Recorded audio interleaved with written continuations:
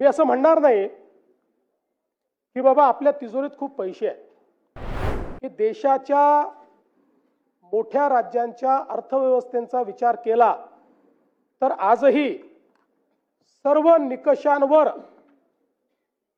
पात्र होणारी अर्थव्यवस्था ही महाराष्ट्राची अर्थव्यवस्था। एकूण स्थूल उत्पन्नाच्या 18.87% एवढंच त्या ठिकाणी कर्ज घेतलेलं आहे। 25% मर्यादेपासून आपण पुष्कळ दूर आहोत। केंद्र सरकारने घालून दिलेल्या निकषापेक्षा जास्त भांडवली गुंतवणूक ही महाराष्ट्राने केलेली आहे। त्यामुळे त्याही बाबतीत कुठलेही कॉम्प्रोमाइज आपण केलेलं नाही। आपण जर बघितलं तर सरकारच्या आर्थिक स्थितीच्या संदर्भात देखील अनेक प्रश्न निर्माण करण्यात आले। खरं म्हणजे मी असं म्हणणार नाही की बाबा आपल्या तिजोरीत खूप पैसे आहेत, पण मी एवढं निश्चितपणे सांगू शकतो की देशाच्या मोठ्या राज्यांच्या अर्थव्यवस्थेचा विचार केला तर आजही सर्व निकषांवर पात्र होणारी अर्थव्यवस्था ही महाराष्ट्राची अर्थव्यवस्था आहे। आणि आपण जर बघितलं तर राज्याच्या विकासाकरता कर्ज उभारावंच लागतं। प्रत्येक राज्य ते उभारतो आणि त्यामध्ये रिझर्व्ह बँकेने आणि FRBMने आपल्याला राज्याच्या स्थूल उत्पन्नाच्या 25% कर्ज उभारण्याची परवानगी दिली आहे। 25%च्या वर जर आपण गेलो तर मात्र अर्थव्यवस्था कुठेतरी अडचणीत आली असा त्याचा अर्थ होतो। आपण 2025-26चे जे काही आपले अर्थसंकल्पीय अंदाज आहेत त्याचा आपण विचार केला आणि आतापर्यंत घेतलेल्या कर्जाचा विचार केला तर आपण एकूण स्थूल उत्पन्नाच्या 18.87% एवढंच त्या ठिकाणी कर्ज घेतलेलं आहे। 25%च्या मर्यादेपासून आपण पुष्कळ दूर आहोत। आणि एवढंच नाही तर देशामध्ये केवळ 3 राज्य आहेत की ज्या राज्यांचं हे दायित्व 20%च्या कमी आहेत। त्यातले गुजरात आहे, दुसरं ओरिसा आहे आणि तिसरं आपलं महाराष्ट्र आहे। हे सांगताना मला अतिशय आनंद होतोय।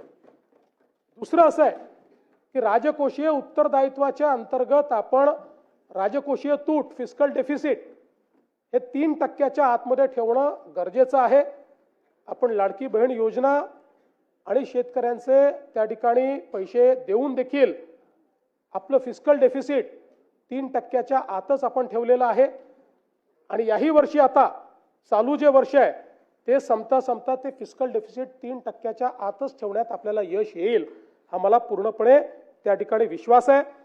सरत्या वर्षामध्ये आपण ते 2.76% इथपर्यंतच मर्यादित ठेवलं। त्यामुळे हा जो दुसराही निकष आहे त्याही निकषावर आपली अर्थव्यवस्था ही अजून कुठेही दिवाळखोरीकडे चाललेली नाही। यासोबत आपण जर विचार केला तर महसुली जमेशी व्याजाची जी काही प्रदानाची टक्केवारी आहे ती टक्केवारी आपण जर त्या ठिकाणी बघितली तर आता ती 11.53% दिसते आहे। पण मागच्या वर्षीचे जे ऑडिटेड आपल्याकडे स्टेटमेंट्स आले आहेत त्यात ती 9.38% एवढीच आहे।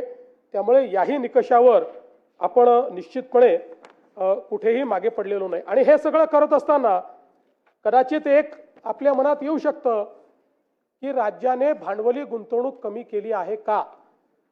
तर मला सांगताना यातही आनंद वाटतो। केंद्र सरकारने घालून दिलेल्या निकषापेक्षा जास्त भांडवली गुंतवणूक ही महाराष्ट्राने केलेली आहे।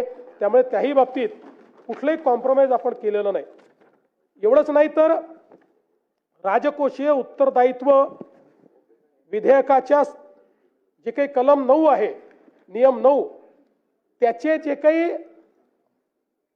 मानक आहेत या संदर्भात जे आपल्याला बजेट एस्टिमेटचे मंथली सिव्हिल अकाउंट्स तयार करावे लागतात CAGच्या माध्यमातून जे तपासले जातात यातही आपण ऋणेतर जमा रक्कमा अर्थसंकल्पीय अंदाजाच्या 40% पेक्षा जास्त अट पूर्ण केली। राजकोषीय तूट अर्थसंकल्पीय अंदाजाच्या 45% पेक्षा कमी अट पूर्ण केली आणि महसुली तूट अर्थसंकल्पीय अंदाजाच्या 45% पेक्षा कमी ही पण अट आपण पूर्ण केलेली आहे। त्यामुळे CAGने घालून दिलेल्या ज्या तिन्ही अटी आहेत त्या त्यांच्या रिपोर्टमध्ये देखील आल्या आहेत त्या देखील आपण या ठिकाणी पूर्ण केली आहे। यासोबत महाराष्ट्र हा गुंतवणुकीतही खूप पुढे चाललेला आहे.